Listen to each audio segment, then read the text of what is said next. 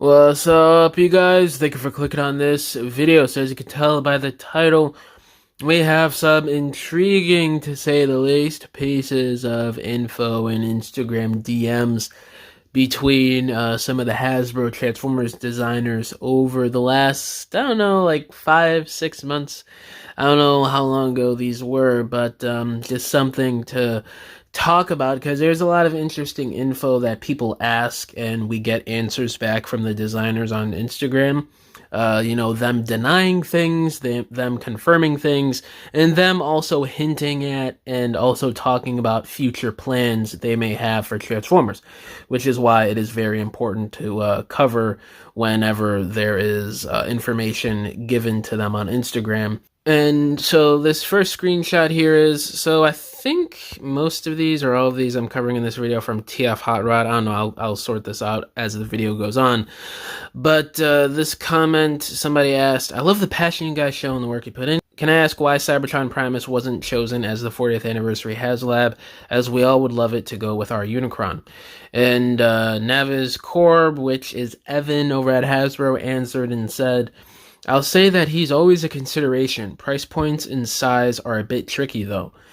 Yeah, I mean, so we have been getting word on in recent Q&As from Hasbro, whether that's Nate or Evan, that they are looking into doing an 86 Unicron at some point down the line, and they're wondering what size class us, the fans, would want to see. This was in the San Diego Comic-Con interview just a couple months ago. So they're definitely considering it. It seems like something that they know people want, and they know people also want a Primus to go along with it. And it just makes sense, why not have the devil of the Transformers universe and the god of the Transformers universe to go with each other? They always want to complete those micro teams and complete, sets and rivalries and stuff like that, heroes and villains.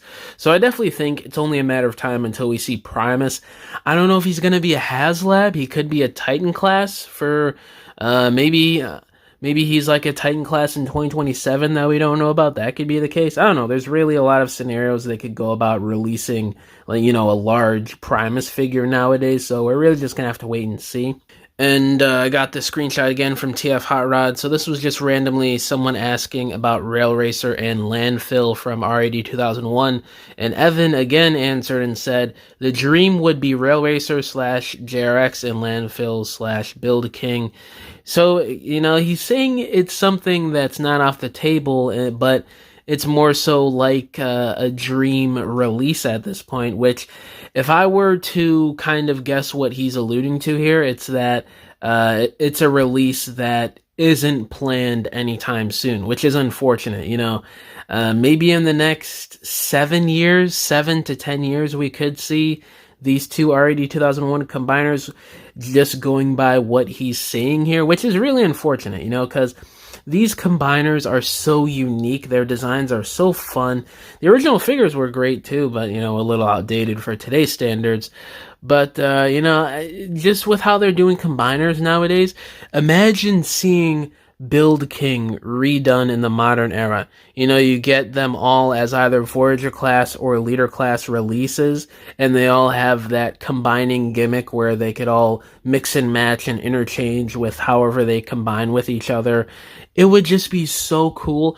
And then with Rail Racer, you could either do that as a $150 Titan class release, or I don't know, maybe you could pass it off as a Haslab if they really need to be that big for scaling, or whatever the case may be. I mean, there's a few different routes they could go with these figures, or maybe make them Commander class release for one, and then Leader class releases for the other two. I don't know. There's really all sorts of stuff you could mix and match and speculate on how they would really bring Rail Racer and Landfill into the modern era nowadays, and I just cannot wait. But with how Evan is talking here, it seems like we're quite a few years away from getting these two characters, which it makes sense. There's so much on the docket to do and so many characters people want, and the list is long. Transformers, so many characters, over 40 years of lore and robots to just pick from. There's just naturally going to be stuff that's going to take a long time to get to, unfortunately. But at least we know they're obviously coming at some point down in the horizon, even though we probably have to wait like maybe 7 years at the earliest, I'd say. I believe TF Fan Dude on TFW 2005 is the one who asked Evan this Instagram DM screenshot. So he listed off the things that were asked. So 1, Studio Series Bayverse Jazz reissue. 2, an animated Bulkhead. 3, Transformers Prime in the Studio Series line. And 4, Studio Series 86 Optimus re-release without the trailer. And Evan answered with, yes, I think that's possible, especially since 2027 is the anniversary of the first live-action movie. So that's in regards to the first question of a Studio Series Bayverse Jazz reissue. And, a reissue would be cool because obviously that figure is super expensive on the aftermarket. But if I were to get hyped for the 20th anniversary in a little under 2 years from now and just want Hasbro to go all out, they really should redo Jazz. That figure is kind of outdated now with some of the deluxe class Carbots we've gotten over the last couple years since that release in 2018.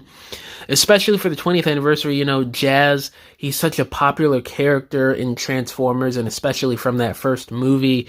Maybe you could also build in the feature where he splits into 2 and you got the spinal piece that you could attach to it, like the Masterpiece release a few years ago.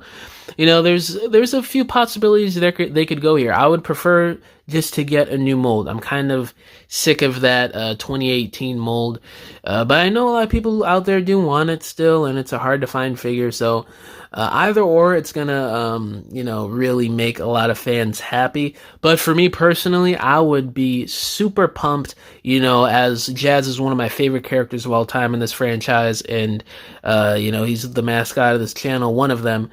It would just be so cool to see a new mold for the 20th anniversary for most of the 2007 movie characters, if not all for 2027. But I don't know, we're going to have to wait and see on that. And then his answer to an animated Bulkhead, the second question, he said, yes, I think that's possible. He's so big that compared to Voyager animated OP, he'd have to be leader at the very least.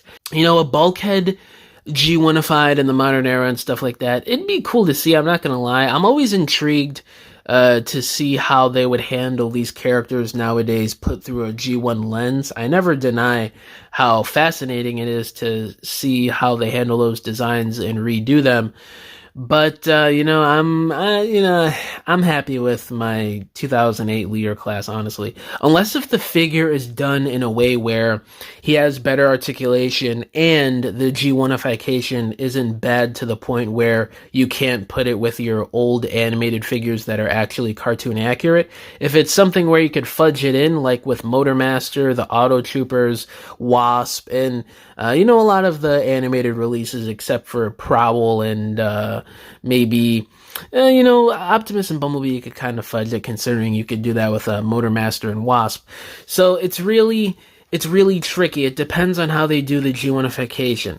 Because that original leader class, as great as it is, because of his gimmick, the head can only move one way, and it's like spring-loaded, so you have to put something there inside of the joint to where it won't spring back into place. So there is a lot of stuff they can improve in terms of the articulation department that would make me pick it up. But again, it's just going to have to depend on how G1ified the design really is. And then his answer to the third question of Transformers Prime in the Studio Series line, he said, we've certainly talked about it. Perhaps we're waiting for an anniversary for the show/movie to start digging into it. Pause. This is something that they've been alluding to the last couple years in interviews and Q&As and answering questions, stuff like that. So I just think it's inevitable at this point. Maybe if Studio Series is still around by, let's say, 2030, which would be, I think that would be the 20th anniversary of Transformers Prime, which is only like 4.5 years away, if you could believe it. Oh my, guys, oh man, that is crazy. But so I could see them doing it for the 20th anniversary. They bring Studio Series, not bring, they bring Transformers Prime into Studio Series. That would make sense, especially since he said that they're literally waiting for an anniversary. He just came out and confirmed that they're waiting for an anniversary to bring the Transformers Prime show and the Beast Hunters movie into the Studio Series lineup. So technically, by how he's answering this here, it seems like we already know what the future may hold for some Studio Series stuff post 2027, because remember, we already have a few listings for some Studio Series product in 2027, which already sounds crazy. I can't even imagine what it's going to be like 3 years from then in 2030. So, I mean, there you have it. It seems like they're waiting to do more faithful, cartoon-accurate Prime stuff that's not G1ified in Studio Series by the time of the 20th anniversary, considering they skipped the 15th anniversary this year, unfortunately. That would have been a good time, the 15th anniversary, but I guess they want to wait for that 20-year mark to really maximize the nostalgia, which makes sense, psychologically, and making money. They're a business, it is what it is. I got a ton of more videos dropping on this in the weeks to come, from Q&A answers over the last year or so, and Instagram DMs of some interesting information that could lend to future releases in the next, 5 years or so. But yeah, guys, let me know down below what y'all think about all these answers here. And yeah, guys, thank you for watching this video. I'll catch y'all in the next one. Bye.